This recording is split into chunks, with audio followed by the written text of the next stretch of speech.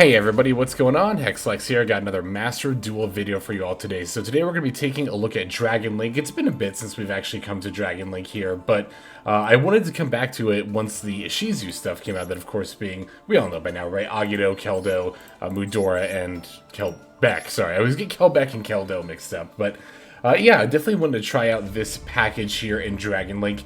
Definitely when I think of like 60 card kind of pile type of decks that want to make use of cards that mill, this is one of the first decks along with that Emancipator that came to mind. And sure enough, actually in MCS week number 3, we saw a fair number of not just, Ishizu 60 card decks in general, but specifically Dragon Link did actually end up winning MCS week number 6. They were playing 3 Nibiru, which is an insanely good meta call, especially for this past week of the MCS, where there were just so many of these 60 card decks that are summoning so much that I actually did think about bumping up to 2 Nibiru here, but this was my initial draft of the deck. I decided to just test it out here. One thing I did notice that I forgot that should absolutely be in here is Chaos Dragon Levianeer. I just totally spaced on it. I think moving forward, I'll go ahead and take out one of these 3 effect veilers for Levianeer, but know that moving forward, or sorry, not moving forward, that's going to be the change moving forward. With these games that we're going to look at, I did not have Levianeer in the deck. I had the 3rd effect veiler instead. So, look at this list here. We see a lot of similarities to the Emancipator list that I've been on lately, and that's going to not only be the Ishizu package, but the Punk package as well. That line, of course, where we go into the Chaos Tour, the Chaotic Magical Dragon, and the Zombie Vampire. Definitely very good in Dragon Link, arguably better in Dragon Link than it is in Emancipator, although I do think it's great in both. The reason, though, I think it's a little bit better here is because Dragon Link has more cards that do want to actively be milled than Emancipator does. With Emancipator, we do still want our deck to get milled, but we're mainly looking to set up Block Dragon and then incidentally hit maybe like Xeno Guitars or Revival Golem, so on and so forth. But here we just have a ton of stuff. Like, this deck always wants light and dark monsters in the graveyard. We like getting Fairy Tale Snow in the graveyard. Of course, we had that in the Emancipator deck as well. But then the Absorouter is going to be another big one. I've actually thought about bumping up to 3 just to catch this card more often during Ishizu mills. Because, of course, when Absorouter gets sent from the deck to the graveyard, or just sent to the graveyard, period, you get to add a Rokket monster from deck to hand, which is often all you need to get your play started. And of course, just like the Emancipator deck, you can do the Punk line without your normal summon if you open Emergency Teleport. So funny thing, when I was actually trying to get games to show in this video with this deck, and those of you who follow me over on Twitter probably saw me tweeting about this the other day. If you haven't already checked it out, feel free to check out my Twitter. It's linked in the description there. But I was kind of bemoaning on Twitter that, when I was playing this deck, a lot of people were just kind of conceding. I hit Diamond 1 with Emancipator, and then once I got to D1, I'm like, okay, now I'll test Dragon Link. But, in Diamond 1, I've made this complaint before, people kind of just concede at the drop of a hat when you get up to that high of a rank, because, of course, you can't D-rank from there, so there's no real punishment for conceding so quickly. And I was on like a 10-game win streak, and I had like maybe 1 usable usable game out of it, 1 or 2, and then I got a few more after that. But yeah, it was just kind of funny that I was on such a high win streak, but it was just from, I don't know, like I said, I just would either I won the coin flip and I would like summon a Striker Dragon and they would concede, or I would lose the coin flip, but then at the drop of a hat, at the drop of a Maxx or a Gamma or an Ash Blossom, as soon as their combo was disrupted, they would just concede. Speaking of the disruption, we are playing a fair bit more of it here in Dragon Link than we did in Emancipator, although I do think Dragon Link is fairly similar to Emancipator in that even going second, if you get Maxx, you typically can just kind of like try to play through it and win that turn anyway. I will say though that the main reason that I think the additional disruption is better here is mainly because Veiler and Gamma are both light, which is very relevant. They're both tuners, which is very relevant. The Gamma can also be summoned off of E-Tele, which to be fair would be true in Emancipator as well, but at the same time, Gamma, like I said, being light is a little bit more relevant here than it is for Emancipator. We're also on 2 Imperm as well. This was honestly kind of me like trying to fill out some slots a little bit more than anything else. I think once I do some more testing with the deck and actually get some, quality games in where, I finish my turn 1 combo, then maybe I can get a little bit more insight onto what those slots could be. But for the time being, I just decided to place imperms in there. I did notice that the list that won MCS week number 6 was pretty heavily on just a lot of disruption in general. Like I said, they were on 3 Nibiru, which is, I think 3 might be a bit much. I mean, they won with it, so it clearly worked. I could see running 2 though, especially in this particular meta. Again, I think Nibiru is definitely right. You know, I'm just thinking about this now. I really like this meta, honestly. I feel like Ishizu piles are kind of everywhere, and I can understand why some people aren't into that, but I love pile decks, like good old Rose Tindy or Halkdon, whatever you want to call it. That was probably a bit too much, granted that engine was just too good, but I've said this before, the Halki Fibrax Auroradon pile decks were definitely some of my favorite to play in Master Duel, so with the release of Ishizu's here, it's funny because I said in my Let's Talk About Ishizu cards video, like, I don't really think they're going to do a whole lot right now, but they have actually shaken up the meta in an unexpectedly, for me, fun way. So I'm all about this current meta right now. I love it, and I'm definitely going to be looking to more 60-card Ishizu decks in similar vein to Emancipator in this Dragon Link list here. But it's pretty much, I think, everything I wanted to say about the deck itself. Now I'm going to go ahead and break the list down card by card here. Excuse me, after I take that sip of water, and then we'll take a look at some gameplay. So, we're playing 1 PSY Frame Driver, 2 Effect Veiler, 1 Rokket Synchron, 3 Maxx, 2 PSY Framegear Gamma, 3 Ash Blossom and Joyous Spring, 2 Noh-P.U.N.K Ze Amin, 2 White Dragon Wyverburster, 2 Black Dragon Collapserpent, 1 Fairy Tale Snow, 3 Rokket Tracer, 2 Rokket Recharger, 3 Starliege Seyfert, 2 Keldo the Sacred Protector, 2 Mudora the Sword Oracle, 2 Kelbek the Ancient Vanguard, 2 Agido the Ancient Sentinel, 1 No-P.U.N.K Deer Note, 2 Absorouter Dragon, 1 Chaos Dragon Levianeer. Again, this was not in the actual build when I was playing it, it was a 3rd Veiler instead, but this should be in here. We have 2 No-P.U.N.K Foxy Tune, 1 Nibiru the Primal Being, 1 Foolish Burial, 2 That Grass Looks Greener, 3 Chaos Space, 1 Dragon Ravine, 1 Boot Sector Launch, 2 E-Telly, 3 Quick Launch, 2 Call by the Grave, 1 Crossout Designator, and then 2 Infinite Impermanence. It's going to round out the main deck, the 60-card main deck. For the extra deck, we're on 1 Borreload Savage, 1 Chaos Ruler the Chaotic Magical Dragon, 1 Hot Red Dragon Archfiend Abyss, 1 the Zombie Vampire, 1 Guard Dragon Pisty, 2 Striker Dragon, 1 Hieratic Seal of the Heavenly Spheres, 1 Dragoonity Knight Romulus, 1 Dillingerous Dragon, 1 IP Masquerena, 1 Dark the Dark Charmer Gloomy, 1 Nightmare Unicorn, 1 Access Code Talker, and then finally 1 Boro and Dragon. So there is our list. Now let's take a look at some gameplay here. So this first duel here is going to be one where my opponent actually ducked out pretty early into my first turn, but I'm going to show it anyway because I wanted to show how I feel the Punk engine can really add value to Dragon Link decks here. So as you can see, this opening hand is looking pretty mid, honestly, except for we did open No-P.U.N.K Ze Amin. So the cool thing is if we'd opened E-Telly, this little starting line here wouldn't have even cost us our normal summon, but here we will just normal summon No-P.U.N.K Ze Amin. I'm going to summon that here and then activate Ze Amin's effect. Plus, this will actually show the whole little Punk engine, this line as a whole. I don't know if I've specifically pointed this out in the video, so we're going to use that to add Foxy Tune. Now, we can discard Foxy Tune and one other card for our hand. I elected to discard Keldo the Sacred Protector to potentially have the shuffle effect during my opponent's turn. That could be very relevant. You're going to want to special summon the No-P.U.N.K Deer Note from your deck. Now, you have a level 3 tuner and a level 5 non-tuner, so we can sync those up for our Chaos Ruler, the Chaotic Magical Dragon, which is actually a fair bit better here in this deck than it is in Emancipator. In Emancipator, we were really just using this to mill the top 5 cards of our deck. Occasionally we can pick up a light monster, and that's cool, but most of the time for Emancipator, this just said mill 5. For this deck, we're actually, of course, chock full of light and dark monsters, so the effect to add one here is actually super relevant. So, of course, we get that effect, and then we also get the No-P.U.N.K Deer Note. Note how I ordered the chain here. I have the Chaos Ruler effect as Chainlink 1, and then we are doing the No-P.U.N.K Deer Note effect as Chainlink 2. I do this specifically to play around Ash Blossom and Joyous Spring. That can potentially stop the Chaos Ruler here, but not if you order the chain link that way. So Deer Note's effect, by the way, is when it gets sent from the field to the graveyard, we get to bring back a Punk monster from our graveyard. We can use that to get back the Foxy tune that we discarded in order to special summon the Deer Note. And then now once this Chaos Ruler is done excavating, we can overlay those into the Zombie Vampire. Now, as you can see here, the Chaos Ruler has found us a Black Dragon Collapserpent. The Foxy tune is a light monster, so that'll be live as soon as that hits the graveyard.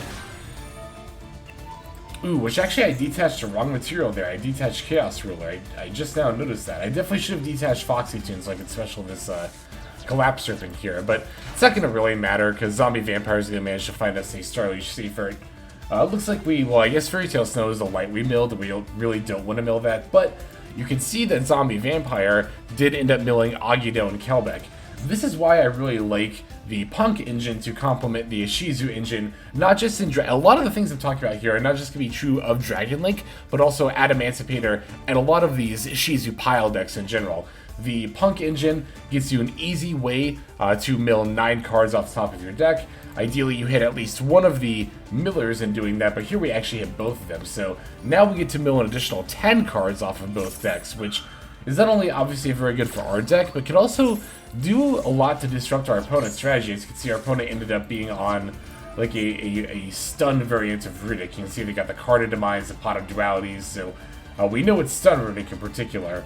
Interestingly, they're on Solemn Strike, but in any case, we also milled an Absorouter, go figure. We milled that off of our Ishizu millers. Now that lets us add the Rokket Tracer. And then from there we can just go into our Striker Dragon that's going to add the Boot Sector Launch. Boot Sector Launch is capable of summoning both Rokket Tracer and Recharger here.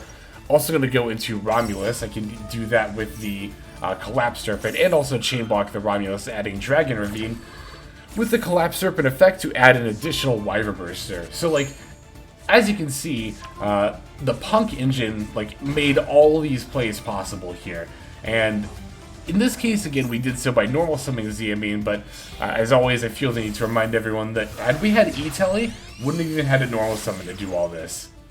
It's kind of insane, actually. Take the kind of out of it. This is just actual insanity here. Yeah, so now we get to Boot Sector Launch, and yeah, at this point my opponent's going to concede. From there it was going to be pretty standard Dragon Link turn 1 plays, going into Borreload Savage as well as Borreload Dragon. Could have probably ended on an IP as well, using the Zombie Vampire with another additional material. You just have plays for days. Like, Dragon Link is already about having plays for days, and the Punk engine plus the Ishizus offer even more, so again, while we did not see quite a full even turn 1 here, we do at least get to see the value of the Punk engine in this deck. So let's go ahead and take a look at the next duel here. So for this game, we're going to be up against another 60-card Ishizu pile. This one is definitely someone who's cooking. That's why I like these Ishizu cards so much. Like, so many opportunities to cook with them. Our opponent in particular, though, is a Necro Face. Looks like they're a mill deck. So they're going to take the first turn here, but as you can see, we have a phenomenal turn 1 opening hand. We have Effect Veiler and Gamma and Ash Blossom. So without actually also having Maxx, I think this is like the best possible going second hand you could ask for. So opponent's going to start by summoning the Ze Amin and activating the effect. I'm going to want to throw out Gamma here. The reason I chained with specifically Gamma is that I want to make sure that I'm using Gamma while I have the opportunity to. You know, you have to have no monsters on the field in order to be able to resolve the PSY Framegear Gamma, which can be pretty difficult to do on your turn. So I decided to use it now. I could have arguably used Effect Veiler though, because this is only usable during your opponent's main phase. So it's kind of a bit of a debate which of these is more like generally niche. But I decided to start with PSY Framegear Gamma in this situation. The opponent's actually going to respond with a Herald of the Orange Light, discarding a Keldo the Sacred Protector. That's definitely very annoying, not just because of their ability to negate my Gamma, but also now they have a Shuffler in their graveyard, which could be potentially a way to mess my turn up here. But I'm just going to throw out the Effect Veiler in response to that. And then we can negate the Ze Amin. So in this particular situation, it would have been better for me to start with Veiler, because then I could have Gamma the Ze Amin and still had the Gamma and the Driver out of my deck. But in this situation, I think this is fine as well. opponent did actually have the Foxy tune in their hand anyway, so if I didn't have Ash Blossom here, they would have been able to summon Chaos Ruler and then go into Zombie Vampire and do all that stuff. So it's very lucky I had all 3 of these cards here. It's going to pretty much stop my opponent outright. So drawing the Call by the Grave is fine, because I get to special the Collapserpent and go straight into the Striker Dragon. And I even have a Call by as a response. However, I unfortunately don't really have much of a follow-up beyond this. Well, you'll see why here in a second. It's because of that Shuffler, actually. And I kind of knew this was going to come up here, but yeah, I'm going to end up adding the Wyverburster, but my opponent's going to use their Keldo, in this case, to put back the Striker, or the Collapserpent that's in my graveyard. So if I want to summon this Wyverburster, I'm going to have to normal Mudora, link away it and the Striker Dragon for Dark, and then I can summon the Wyverburster. From there, I could have potentially gone into Nightmare Unicorn, but there really wasn't a need to. I can just battle over the Ze Amin and then set Call by. My opponent will be on 2 cards total, which will probably be enough to stop them. But yeah, had they not shuffled back the Collapserpent, I could have specialed the Wyverburster, linked away that and the Striker Dragon for Romulus, added Dragon Ravine, added another Collapserpent to pitch off Dragon Ravine, pitched the Absorouter off of Dragon Ravine, played the Boot Sector Launch over it, used that to special the Rokket Tracer that I added off of Absorouter, and then from there it's a matter of just trying to find enough damage for lethal. But in this case, you know, even though we don't have lethal this turn, we are still pretty much fully in control of this duel. Again, I'm pretty confident that Call by is going to stop a large part of any relevant play my opponent could possibly have here. And indeed, they're just going to go ahead and concede. Like, if they had found a way to get an Ishizu Miller in the graveyard, I could have just banished and negated it. I didn't know that my opponent was specifically on a Necro Face engine, so maybe there is some play, maybe there's some top deck. I also, of course, didn't know the last card in their hand or what they drew, so maybe there was a top deck that could have gotten them out of it, but just the fact that our opponent had so few cards that we had to call by, I was just pretty confident we were just going to win that duel, and sure enough, we ended up doing just that. So let's go and take a look at the next game here. So, go figure, we're playing against another 60-card Ishizu deck here. This one's going to be Emancipator. Our opponent here was on some kind of interesting stuff. The one thing they're on that I don't agree with at all is Left Arm Offering. I really don't think there's a grass deck where it's actually worth playing that card, aside from maybe Skull Servant. Most grass decks actually don't live or die by resolving that grass look screener, so what was I gonna say? Oh my god, I totally lost my train of thought there. Oh yeah, most grass decks actually don't resolve, or don't, you know, live and die by adding and then resolving grass. It's not worth it to play left arm just to search it out, in my opinion. So here my opponent's going to fire off a Maxx. I don't actually have anything in response to it on, you know, this hand, or in this hand rather, so after adding the Collapserpent off of the Starliege Seyfert, I'm just going to go ahead and pass there. And this is a point that I've kind of said before. I guess to be fair, my opponent didn't necessarily have a hugely better opportunity to use Maxx, but I think if you're going to fire Maxx in this meta, it should probably still just be during the draw phase or directly in response to an effect that's going to summon.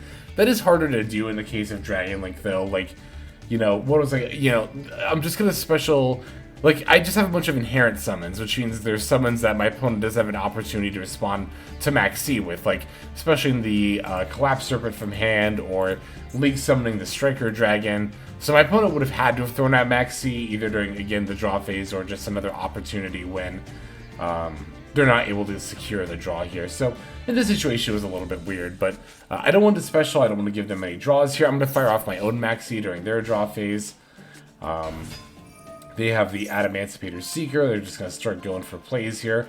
I have the Nibiru, so you know, between having Maxx and Nibiru, I was actually pretty confident in my ability to live through my opponent's turn 2 here. Turn 2 is definitely a lot dicier than turn 1, especially against 60-card decks, even when you do have a resolved Maxx and even when you do have the Nibiru, because, you know, the decks often have a lot of different engines and a lot of different lines to pick their plays up if they get interrupted partway through, or, yeah, just in general, like, play through even a full board wipe like Nibiru and recover. So I do want to be a little bit mindful here. Actually, as soon as this analyzer resolves, I'm going to trigger the Nibiru, because I don't want to risk my opponent potentially just going into Baron to Fleur here.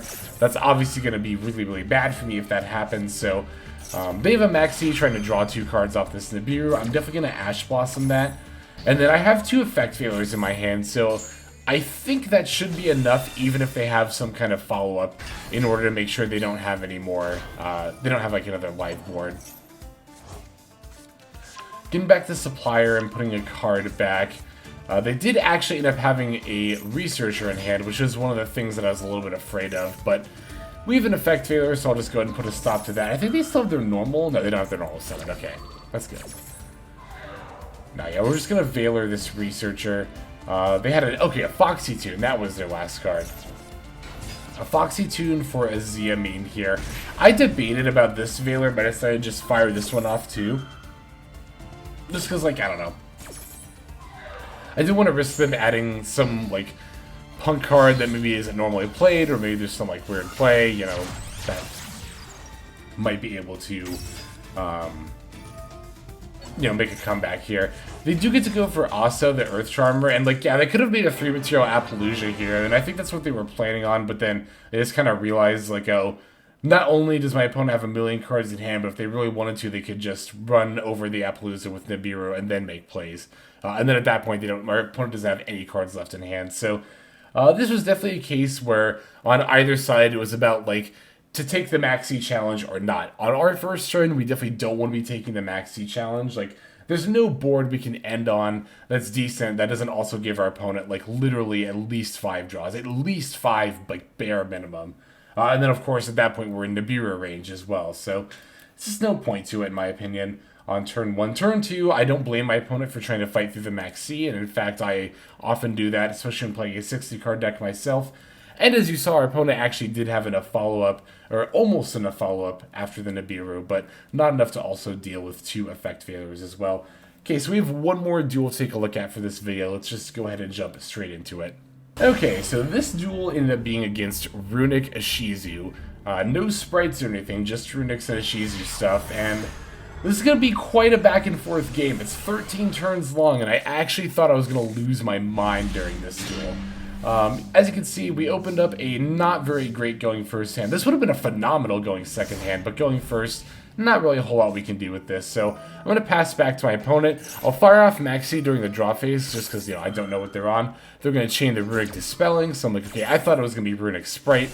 Generally, when I see Runic cards, I assume it's Runic Sprite, even still in this meta, but although to be fair, it's still new enough with the Ishizu stuff that maybe I should be expecting our opponent to be experimenting with that. I'm going to use the Gamma to negate and destroy the Hugin here. When they pitched the Gravekeeper's Trap, I thought, okay, or not the Gravekeeper's Trap, it was Exchange of the Spirit. I was like, okay, maybe they're not on Runic Sprite, but just in case they were, I thought, let's get the level 2 monster off the board. Alright, they get the Fountain for a couple of cards. Going for another Hugin here. I'm going to let this resolve. I'm not going to effect failure this. I thought about it, but I was like, you know, they already resolved the Fountain. I don't think they're going to be able to do another one this turn.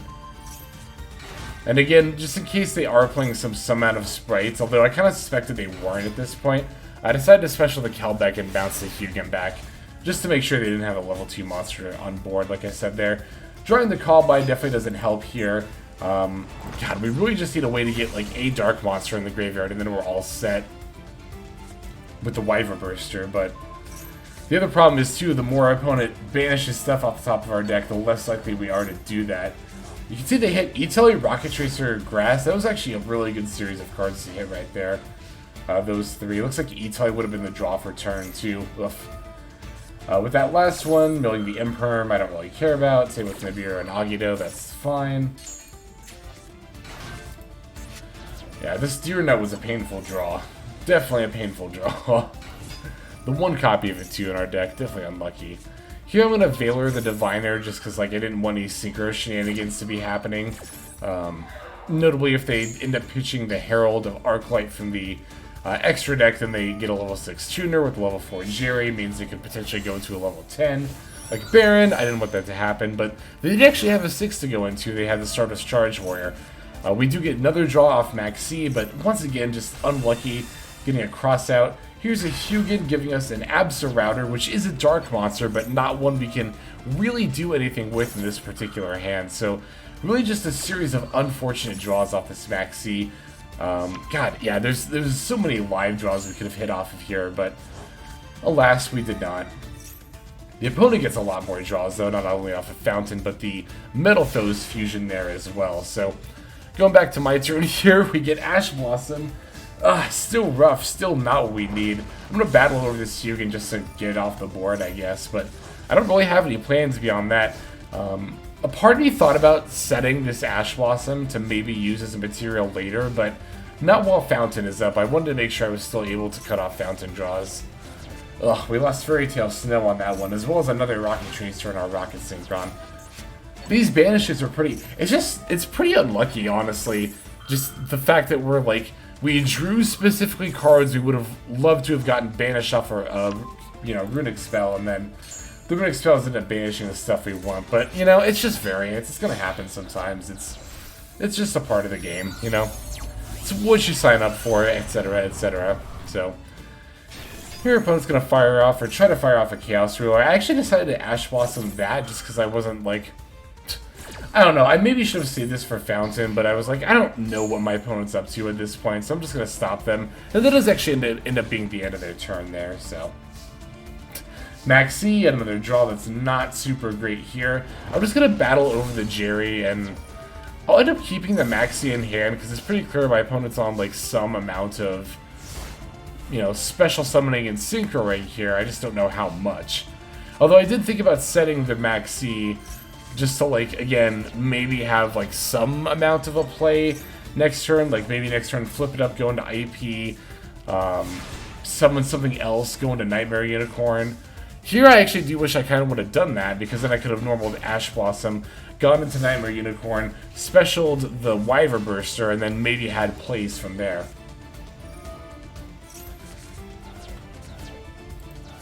Yeah, here I'm looking at our deck sizes. I mean, of course, I'm on an inherent advantage because I was playing 60 cards. Gonna try to Ash Blossom this Fountain, but the opponent's got an Orange Herald. I don't actually have a Shuffler in my graveyard, otherwise I could have stopped it that way. But the opponent's actually going to start using their millers. They start with an Agido, and then they hit a Kelbek, and I hit one of my Agidos. This is totally fine with me. I'm so fine to start putting stuff in my graveyard. Not only for the Wyverburster, but also just to, like, be hitting stuff in general. It's also going to really reduce both of our deck sizes. I'm at a point where I could potentially, like, actually deck my opponent out here rather than the opposite happening. But it's really going to depend on how I use my millers and shufflers here. I really wanted to use both of my millers to put stuff back into my deck, but here I'm forced to actually use one of them on my opponent's Runic Fountain. It just sucks that they get to put back 3 things here, but I really don't want them to put back 3 things and draw 3, so... I actually, now that I think about it, what if I just let that resolve, and then done my original plan of exclusively using my shufflers to put stuff back to my own graveyard? That actually might have ended up being better for me, but... Here I'm going to put my Collapserpent and my millers back into my graveyard, because I want to get a search with Wyverburster, and again, I'm still thinking about potentially actually decking my opponent out here. I'm going to have to chain the Keldo in response to Gravekeeper's Trap, because my opponent does have Exchange of the Spirit in their graveyard that would have shut off my shufflers, so I have to just chain them now, basically.